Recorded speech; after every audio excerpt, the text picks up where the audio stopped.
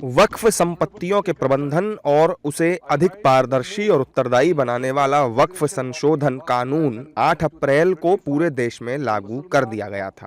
लेकिन पश्चिम बंगाल की मुख्यमंत्री ममता बनर्जी ने ऐलान कर दिया है कि वो अपने राज्य में इस कानून को लागू नहीं करेंगी। ममता बनर्जी ने कोलकाता में एक कार्यक्रम के दौरान कहा कि नया वक्फ कानून समाज में फूट डालने वाला है और वो पश्चिम बंगाल में अल्पसंख्यकों और उनकी संपत्तियों की रक्षा के लिए हर कदम उठाएंगी। और माइनॉरिटी लोगों को हम एक बात कहते हैं,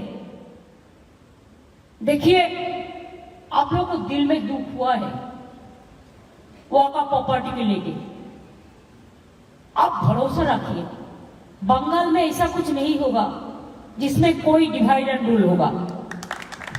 आप लोगों ने एक मैसेज दीजिए कि सबको एक साथ में रह के बचना है, जियो और जीने दो। ममता बनर्जी के इस ऐलान के बाद देश की सियासत गर्मा गई। बीजेपी समेत दूसरे दलों ने ममता के बयान की आलोचना करते हुए इसे संविधान विरोधी बताया है। बीजेपी नेताओं ने कहा कि संसद से पारित कानून को हर कोई मानने के लिए बाध्य है। भारत के कानून को देश में लागू करने से कोई नहीं रोक सकता। भारत का कानून पूरे भारत में लागू होता है और मैं समझता हूँ 2026 के चुनाव के बाद वैसे भी उनकी सरकार रहने नहीं वाली है।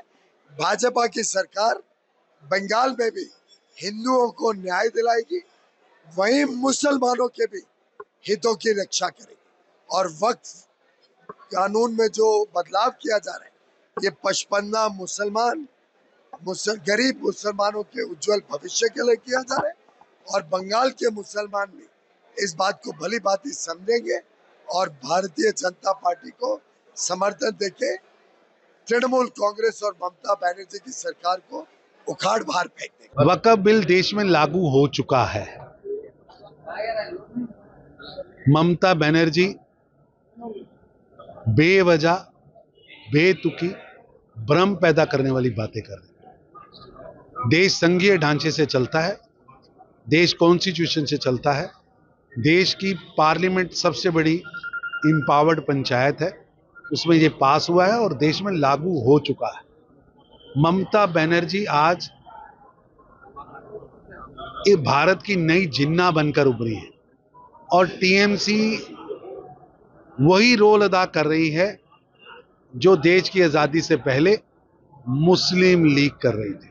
जिस प्रकार से उनका संविधान के प्रति सोच है, लेकिन लोकतंत्र में संविधान सबसे ऊपर है और जो भी ताकत एक सामान्य जनता को मिलता है या एक राज्य प्रशासन चलाने के लिए एक मुख्यमंत्री को मिलता है, वो सब संविधान में निहित है। और जो राज्य सरकारें या जो व्यक्ति संविधान का सम्मान नहीं करेगा, मुझे लगता है कि उन्हें भारत में उनकी बड़ी परीक्षा आने वाले दिनों में होगी, जो संविधान का तिरस्कार करेगा। जाहिर है कि देश में वक्फ संशोधन बिल का विरोध करने वाले राजनीतिक दल अब संशोधित वक्फ कानून के खिलाफ तरह तरह के हथकंडे अपना रहे हैं और सड़क से लेकर सुप्रीम कोर्ट तक इसे चुनौती दे रहे हैं।